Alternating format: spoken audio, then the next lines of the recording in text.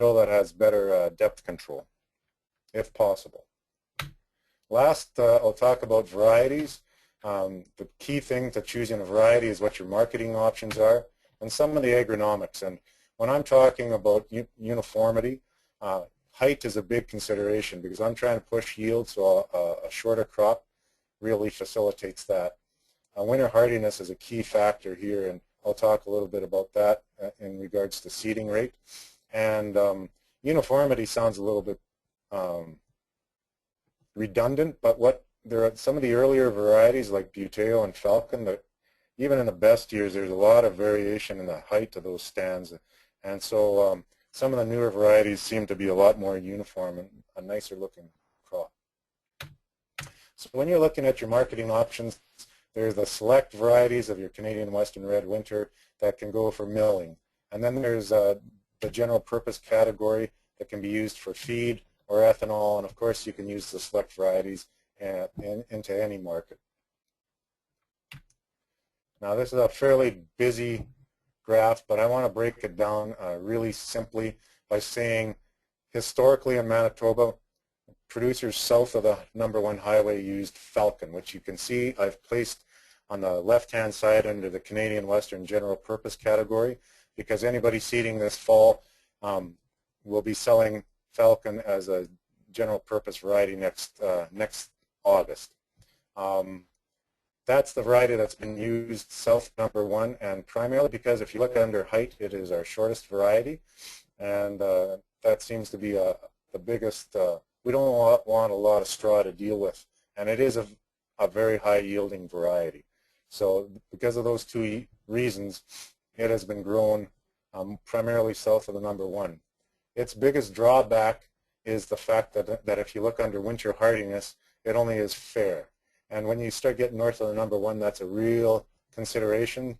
So I've seen a lot of Buteo, which is a select or red winter variety up there. It has, you can see, very good winter hardiness. And if you look at plots in a number of years up north of the #1, quite frequently you'll see the following spring that Falcon looks a little bit thinner than Buteo. It's had a little bit more winter kill. And so Buteo seems to be able to handle that a little bit better, and that's why it's used up there. But now I think there are some other varieties, and the biggest thing about Buteo is it's not a very uniform crop, and it doesn't have very good straw strength. It tends to lodge a little bit. So what producers have been using now is a ptarmigan, which you see second from the bottom there. It is a very high yielding variety. I've seen yields north of Brandon by Rapid City close to 120 bushels an acre, and it can handle that and do very well. But the issue with that is if you look under the resistance categories, it shows very poor for disease resistance. So that's something to keep in mind, that you'll have to use a foliar fungicide with those varieties, pretty much guaranteed. The other thing is they're quite tall, so you can see that they're about 8 inches taller than Falcon. So if in your area, if you're worried about lodging, that's a concern. I'll point out some of the newer varieties that are coming down that I think are very interesting. On the top left, you'll see Emerson, Flourish, and Gateway. And Emerson's a new one with very good resistance, disease package, and the big claim to fame is it has very good resistance to fusarium. So if that's a concern of yours, it's a good variety to look for now. It's got milling capability, and it has that fusarium resistance. Flourish is one that I really keep an eye on. I think it's going to replace a lot of acres of Falcon this fall because it's only about 1 inch or 2 taller than Falcon, and it's in that milling variety, in that milling select area also. And it does have very good stem rust and leaf rust package there too. And lastly, Gateway is the one I'm really interested in. It's a shorter variety that seems to look really good in the plots this year, and it's not available for this fall, but I would keep an eye open for it. The last thing I'd like to point out, though, is that I think one of the things I mentioned earlier, that Falcon doesn't do as well north of the number 1 because it tends to winter kill a little bit more. And I think you could, if you seeded it at a little bit higher rate, you'd have a more uniform stand in the spring, and then you'd get higher yields from it.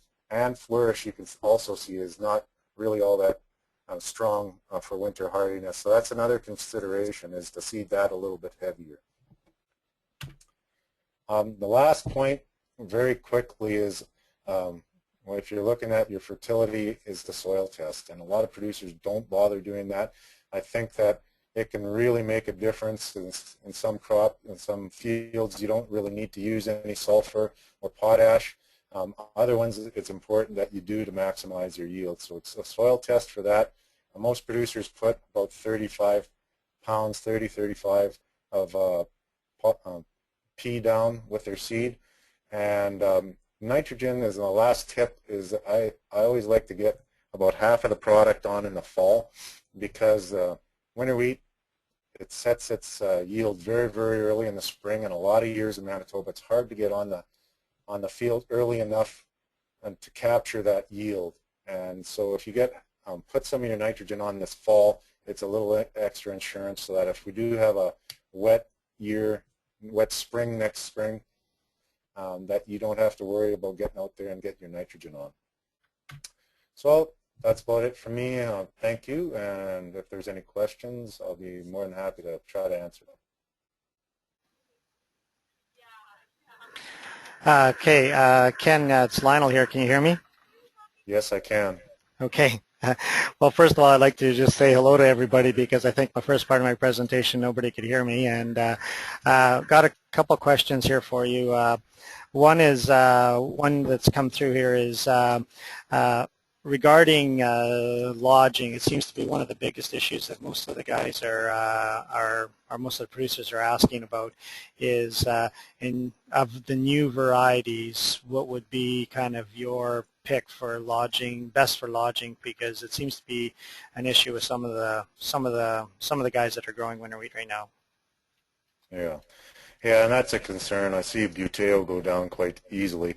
Flourish is my choice for that. It's got pretty good straw strength. It's a short variety like Falcon, and it is in that select category there too.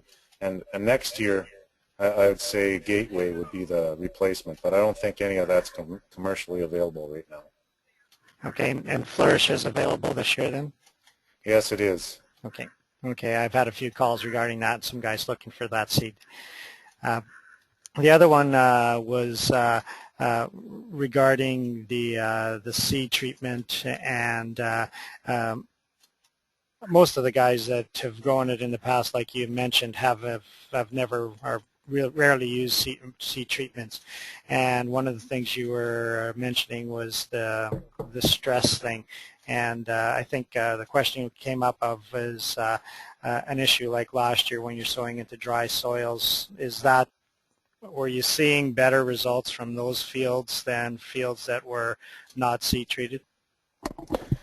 Yes, definitely. There's two things in the better fields that I saw, and I didn't see too many good winter wheat fields, to tell you the truth. The two things that seemed to make the difference was the seed treatment, especially with a product that had a stress shield component to it. And the second thing was the depth control with seeding. If you had your seed all going in at that about 1 inch to half an inch, the field looked a lot better. So yeah, those two components seemed to make for better stands last year, or this spring, I guess.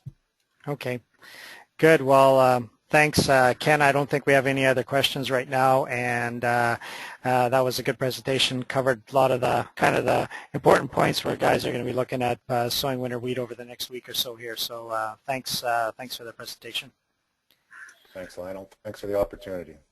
Okay, what we're going to do now is we're going to go to John Gavoloski, and John's going to talk a little bit about grasshoppers and grasshopper control this time of year. John, are you there?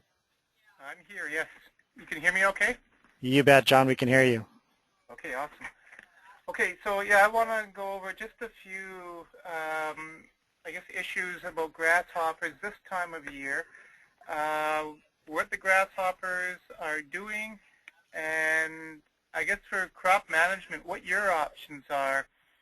I'm going to start by going over a little bit about grasshopper biology late in the season. So currently we're at the point where pretty much all that's there is adults.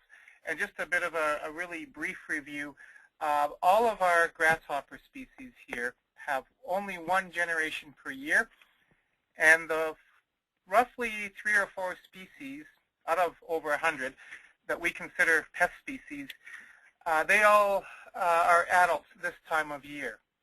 And the species we're seeing a lot of right now is the two-striped grasshopper. That's the one in the picture here. So 2 big stripes going down the back, fairly big grasshopper. That's the species that we have a lot of this year. So that's been our main culprit. They will start reducing in numbers as September goes on.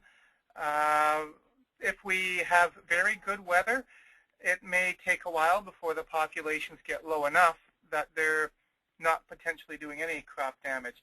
So we may have them for a few weeks yet if the weather continues to be quite nice.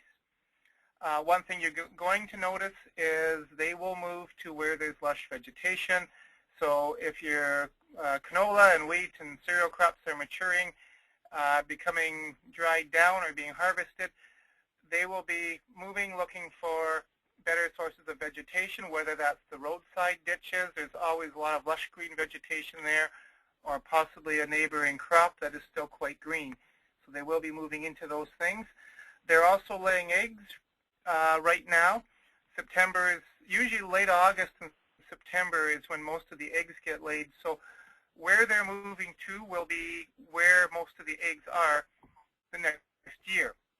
And that's often why you have a lot more eggs around a field edge or in a ditch than you do within a field. That's why you get the early season flushes around the field. And the frost will eventually reduce and start taking down the populations. Once the evenings get colder and we get some frost, you'll notice the populations do start decreasing. But again, how rapid that decrease happens will depend partially on the weather conditions.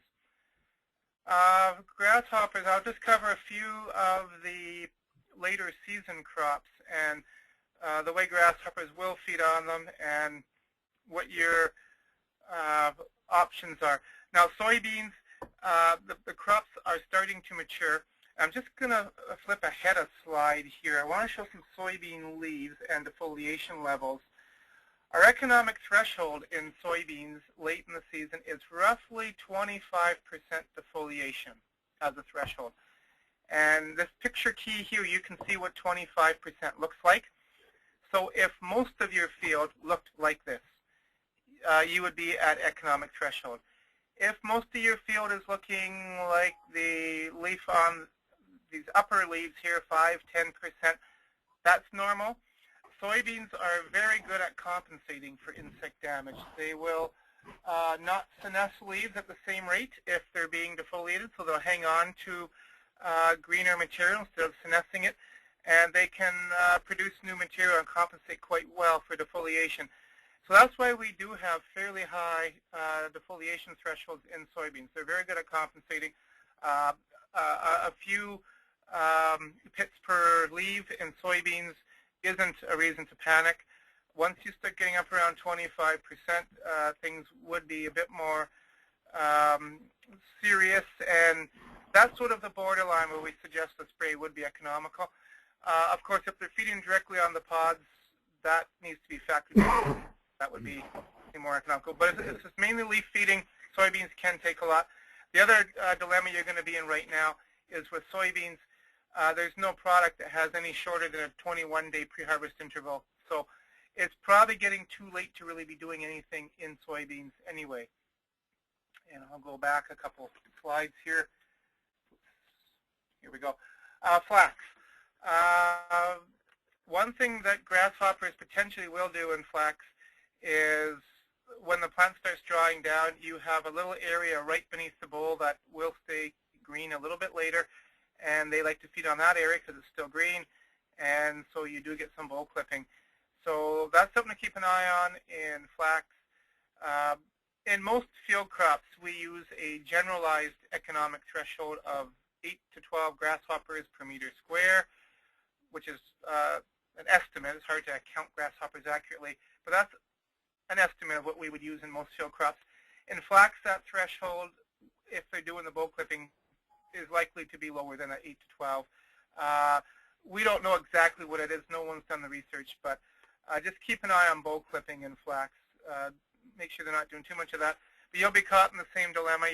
Your product options will be very limited because the pre-harvest interval is late in the season. I know Matador silencer are registered, but they don't work as well on adult grasshoppers. Malathion is registered in flax. It has a 7-day pre-harvest, so that potentially is an option. Just make sure you're getting decent contact. It does work best as a contact product. In winter wheat, we've already talked a little bit about seeding dates and densities, and this kind of factors into my presentation as well. One of the things we often recommend, if you know you have very heavy grasshopper populations in an area and grasshoppers are a concern, you may want to consider seeding a little bit towards the later end of the seeding window for winter wheat. The reason being, again, the grasshopper populations will be declining throughout September somewhat, and the shorter that you have the crop exposed to higher populations, the better off the crop will fare. Also, seeding density.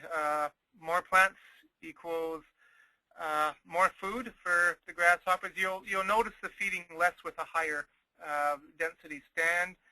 And I know I've heard of people in the past seeding higher densities around the field margins, which is often where you see the more severe grasshopper feeding damage.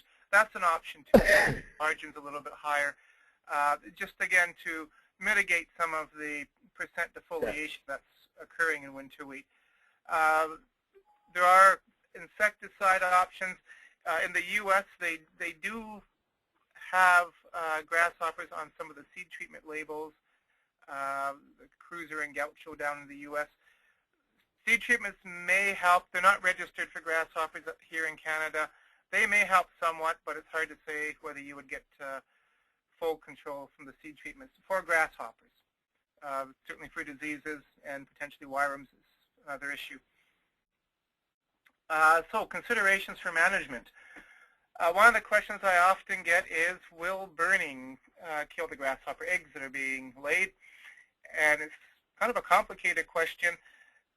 Burning does kill the eggs of some species of grasshoppers, but it doesn't kill the eggs of our potential pest species.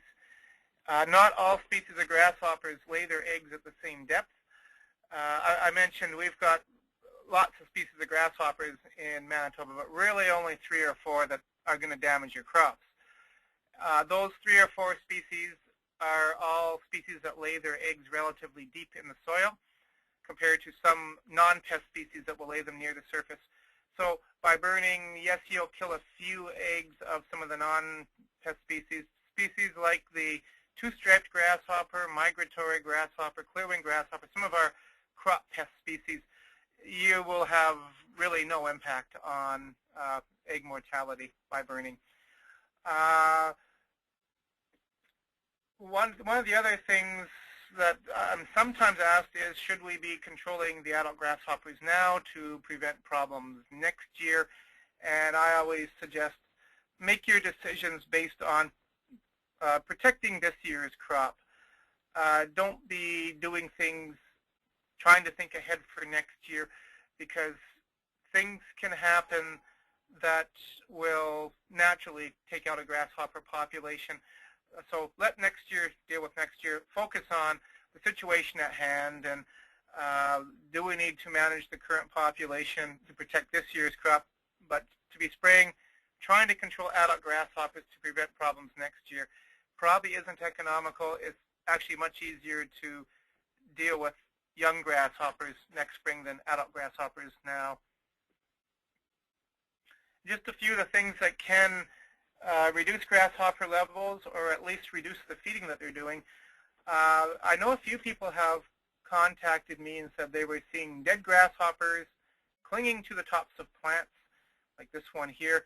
That's a good thing.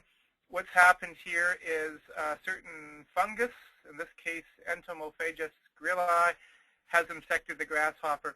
And what's interesting about this fungus is when the grasshoppers are infected, they naturally climb to the top of the canopy and die clinging to the top of the canopy. And eventually what happens is their body fills up with spores and breaks open, and being at the top of the canopy, it allows the spores to spread quite easy and infect other grasshoppers.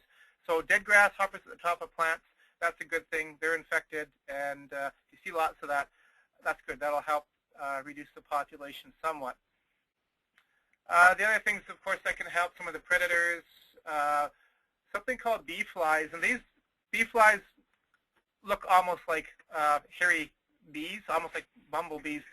And you would potentially see them following grasshoppers, watching where the grasshoppers lay their eggs. And they lay their eggs in the close proximity of the grasshopper eggs, and the larvae of the bee flies eat the grasshopper eggs.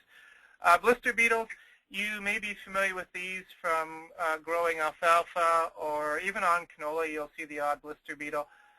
Any that are black or gray, the young of them will feed on grasshopper eggs as well. That's a big part of their diet. So one thing you'll notice, if we have 2 or 3 bad grasshopper years in a row, you will start seeing more of these black and gray blister beetles, and that's because their young feed on the eggs, so there's abundant food for them. And ground beetles, these black, some species are brown, almost look like this. When you kick open over a clod of soil or remove some of the stubble in the field, often you see these black or brown beetles scurry along. Those are ground beetles. They will feed on many things at the ground level, but they will also feed on grasshopper eggs. So those are a few of the beneficial things that will help reduce the grasshopper levels. And there's a fly as well that will parasitize grasshoppers. So we've got a few things that can help bring their populations down. So I'll end with that, and certainly open to any questions that anyone might have. Okay. You hear me, John? Yes. Okay.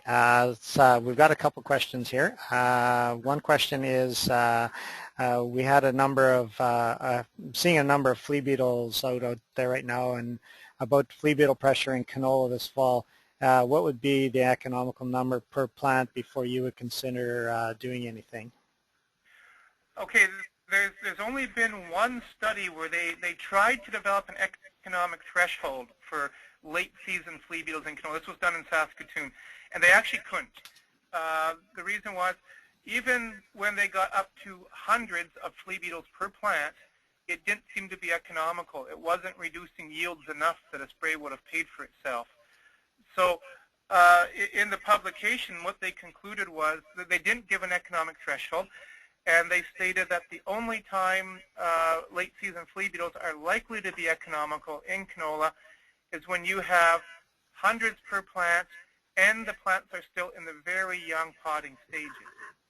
So that was the recommendation that came out of that paper. Now, hundreds per plant is a vague, we don't have a firm number. That was basically the conclusion from that study. Literally hundreds per plant, and plants in the very early potting stages. Certainly more research is needed on that topic, but that's the best we have to go on right now. Yeah, one of the things I noticed too, John, is there'll be hot spots too in the field. Like it wouldn't be like you'd have an entire field where there'd be that many flea beetles. It'll be in areas, sort of thing. So again, usually it can be very patchy. Yes. Yeah, I know we've noticed it around here too. Some of the fields, if you have areas that, for whatever reason, are a little bit further behind, they're still a bit greener. The plants can be quite heavily loaded with them, and then other areas of the field that are a bit further advanced, they're at much lower levels. Okay, well, I guess that's the questions we had for you, John, today. Thanks for updating us on the the grasshoppers. We did get a question for Ken Gross, and Ken is still on the webinar here, so I'm just going to ask Ken if he could maybe address. There was a question regarding the yield reports on Sunrise, and is there much growing in Manitoba? I haven't seen too much Sunrise being grown in Manitoba. It is a newer variety from Western Ag, and it is a soft red. I was pretty excited when it first came out because I saw it's quite similar to ptarmigan, which is a soft white. And ptarmigan, I have seen really good, the highest yields out of any winter wheat variety was ptarmigan. And Sunrise seemed to come in with the same characteristics except for a little bit shorter, and was supposed to have higher yield and a little bit of stronger straw. What I've seen though is, and this is limited experience, so take it with a grain of salt, but what I've seen is the ptarmigan still seems to do out yield the Sunrise, which is a little surprising based on the trial data that was sent out by Ag Canada. But no, I haven't seen a lot of it in Western Manitoba yet. Okay, and I guess just a caution there, if it's going to be similar to ptarmigan, I know a lot of producers in this area definitely had some lodging issues with it as well. So, right. Okay, well, thanks again, Ken, and thanks for hanging on and answering that question. With that, we're going to turn it over to Mike, and Mike is going to give us a presentation on the weather situation and what we're looking at over the next little while here. So Mike, if I see your presentation's up, so take it away. Yeah, thanks Lionel. Good morning everyone. I'll be pretty brief this morning. I'm going to focus on the risk of frost. Obviously as we approach into the second week of September, our risk is starting to elevate. Last year, around the 14th of September, we had our first frost in the Red River Valley and eastern areas. This year, I'm pretty optimistic that we're going to stay in some warm temperatures. There's really a few components here that really put us in a big risk of frost. And one of them is the general cooling of the ground. We all know that the surface air is heated and cooled by the ground underneath. So with these temperatures of around in the high 20s, early 30s, that risk kind of decreases for a surprise killing frost anytime in the near future. But I'll take us through the next 10 to 12 days and see the risk there. And we'll look in September overall. We'll take a quick peek at just some precip outlooks. Everything's kind of panning out what we all figured at the start of the growing season with relatively normal conditions. Although it was very cold, it seems in July, August obviously rebounded. So that's normal. So let's take a look at a few products and see some of the indicators of what we're looking at for this season. So we all know frost can form in a few different methods, but the big thing about frost is when it does form, it really sucks a lot of energy out of the ground or out of the air close to the ground. So there's a few conditions that need to be there. One of them is light winds. You need light winds. The air has to stratify usually for this process, for this phase change to occur. You need clear skies.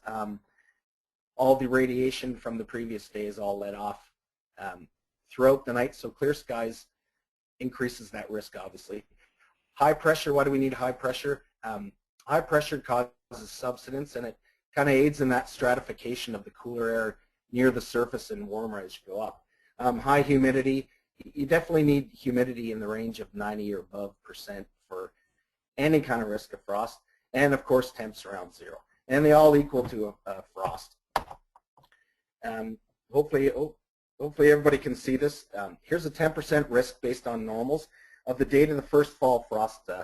This morning, although we got close to around 2-3 degrees, nobody should have experienced any frost so far this year. So here's the 10% risk, and you can see the dates on the chart correlated on the right.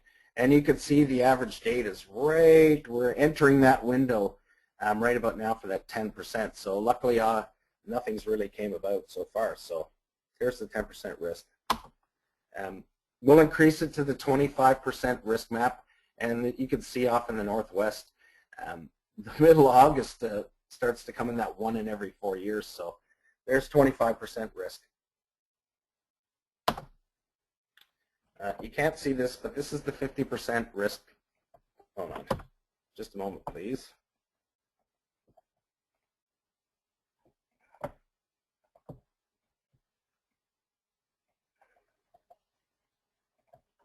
There we go.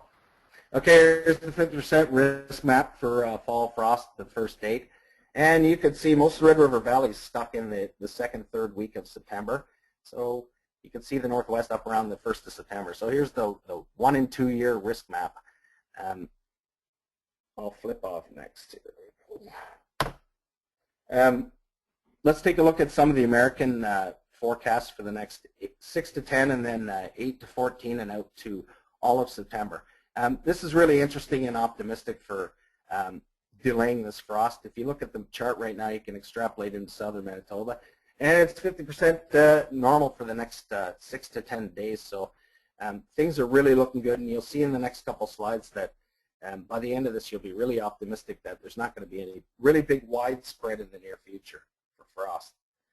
So this encompasses the 8th to the 12th, so 6 to 10 days. No real risk there. We'll move it out to 8 to 14 into next week, and you can see we're still above normal in terms of temperatures, so that's good news.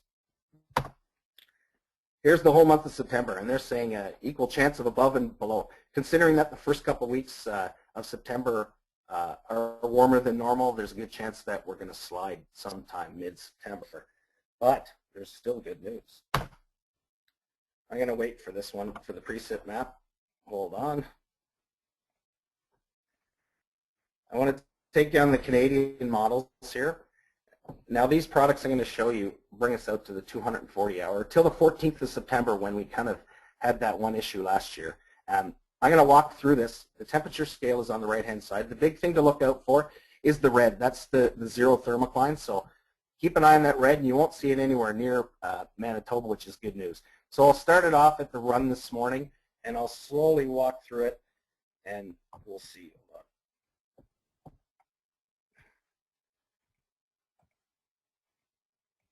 I'll get into Thursday. You can see we're well above normal. Keep an eye for that red. That's higher elevation than to the south of us, so we're still pretty all the way through Thursday. You can see in right up along the Hudson Bay, you can see a little tinge, but other than that, we are clear as a bell. Lows, I don't even see any 1.5 degree lines anytime up till Thursday, so we're still good. And I'll walk us through into Friday now, and you can see nice, beautiful temperatures. And that's in morning and night, so there's still no risk. Now we're into Saturday now, and I'm going to quickly whip through. There's just you can see the south of us in the higher elevations, but nothing in our valley. It's going into the 13th and 14th. So there it is. There's the full model, the Canadian model, and it takes us out to next Friday night. And I don't see any risk of any widespread frost out to that whole point. We've looked at a few products, some of the American products and the Canadians. They're both kind of jiving, so I really don't see any huge risk of widespread frost. I'm going to go back to my PowerPoint here.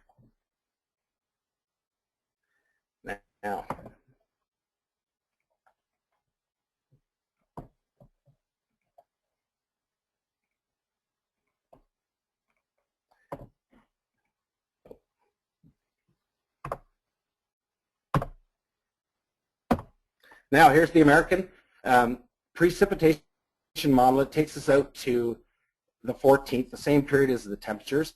And if you look at southern Manitoba, there's some blue in the southwest portions leading into the northern Interlake, but they're all for less than an inch, around 1.25 inches in some places. The Canadian models are jiving along with it. So one good thing about having some rain periodically throughout it, it insulates the ground, so that's a good thing. There's not too much precip on the outlook, however, 1/4 inch in the eastern areas. So things are really looking good for the next 14 days in terms of frost and in general conditions for trying to get a harvest off. After that point, it looks like we're going to probably take a bit of a cool plunge, but that severity, we'll have to wait and look. Just like as in the spring when it transitions from spring into summer, we go through the same thing in the fall. So as soon as things start cool down and the clouds start to be a bit more prevalent, as we go through that transition, that's when the big risk of frost looks like it's really going to hit us.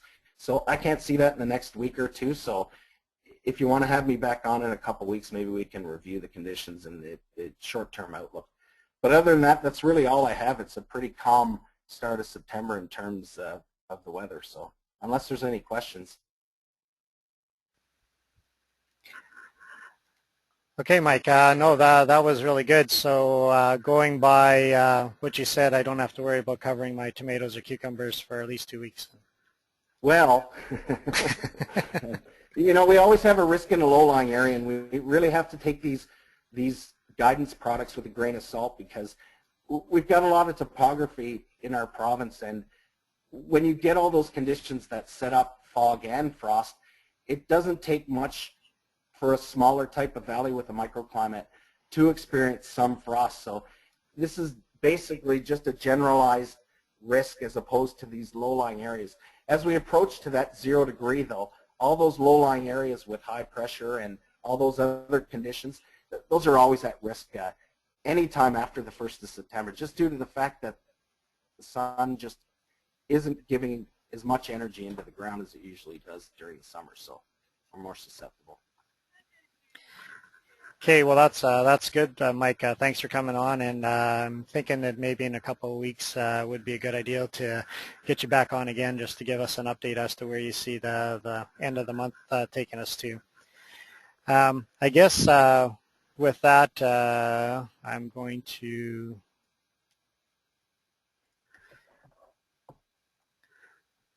go back to my screen here, and I guess if you're interested in hanging on and wanting to listen to my presentation again, we're able to now that we have the sound here, I could go through my presentation again and just kind of go over the highlights of it. If you want to.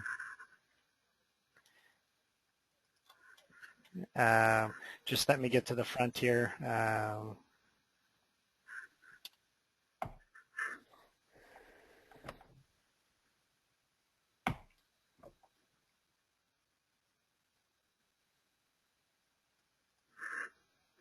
Okay. Now what happened? There we go.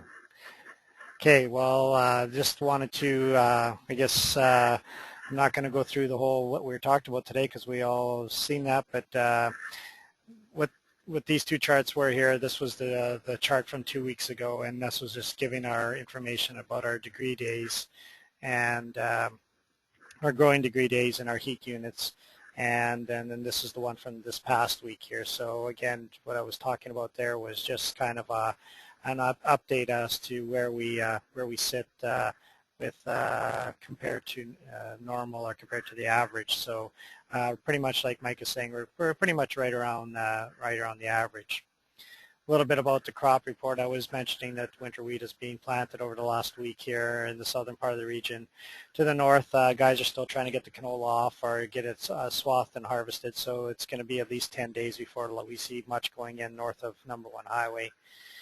We're seeing a lot of desiccation happening and some swathing, and when I was talking about swathing, we were talking about a lot of the weather that caused lodging, and then we have a lot of green in a lot of the barley and wheat, so in some cases producers are spraying and swathing or just swathing some of those fields. Early yields right now and look like we're above average to average and really good quality. Very low canola has been harvested so far, but reports are about average, and that's probably because of the poor start canola got off to this year. The two crops that we're really concerned about are the corn and soybeans, and now that Mike has kind of mentioned that maybe we'll have a couple weeks without frost, that's going to make things a little bit better for those crops. this is a picture of 2 weeks ago, and when we were looking at the soybeans at that time, these pods were just nicely starting to get seed development in them. You can see the seed sac, and that seed is going to fill that whole sac. So at that time, the top pods of the plant were still a ways away from being being mature yet. This is what those pods look like this week. So we definitely have the pods filling, and a lot of the top of the plants are filling. So we're probably in that R6 stage of development, where we got full seed development in the top of the plant, which is moving along for maturity-wise. What I did is I opened up some of those pods, and you can see where they've filled the seed sac, and that's again showing you that we're getting into the R6 stage. What I did here was I picked a pod from the bottom, the middle, and the top of the plant, and again showing you right through that they are just as good as filled most of the areas. And what I've been seeing is a lot of 3 seeds per pod this year, so that's probably something we're going to be seeing when we get into harvest. I mentioned that sclerotinia is showing up in some of the fields, and what I've been seeing is it's been showing up in a lot of the later sown fields. So a lot of the fields where a lot of those top pods still filling that seed sac and not quite developed yet, and just seems like those stands are showing more sclerotinia than the other stands. And just another picture of the sclerotinia, and you can actually see a sclerotia body showing up there, which is the overwintering body of the sclerotinia.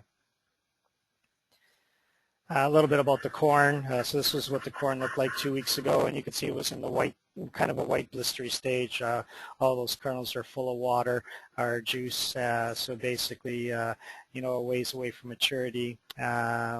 These are what I've been seeing as of yesterday.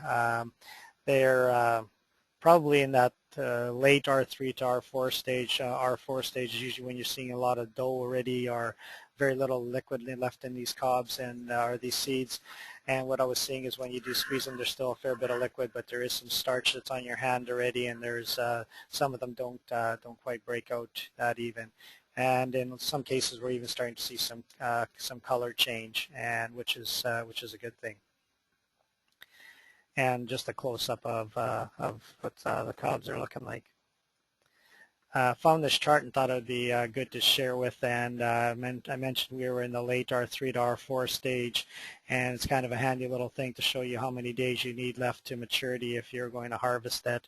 And basically we're in that, still in that 30 days, so being that if we get the next couple weeks without any major frost issues, we still about another 10 days after that, where we'll be kind of hoping we don't get any major frost issues, so we can get that corn crop in.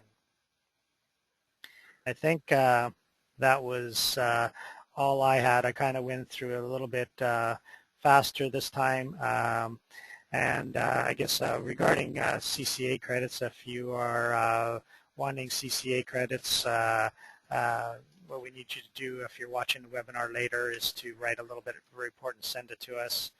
Like always, if you have questions or if you have ideas for webinars, we've been getting a few people sending us information, which is great. And if you can, keep doing that. And then to contact people for the MAFRI FPAs in the Southwest and South Parkland. So I guess with that, we don't have any more questions. I'd like to apologize again for the technical problems we had at the beginning of the broadcast today, and hopefully we'll get things organized for next week. Thanks for attending, and we'll see you next week.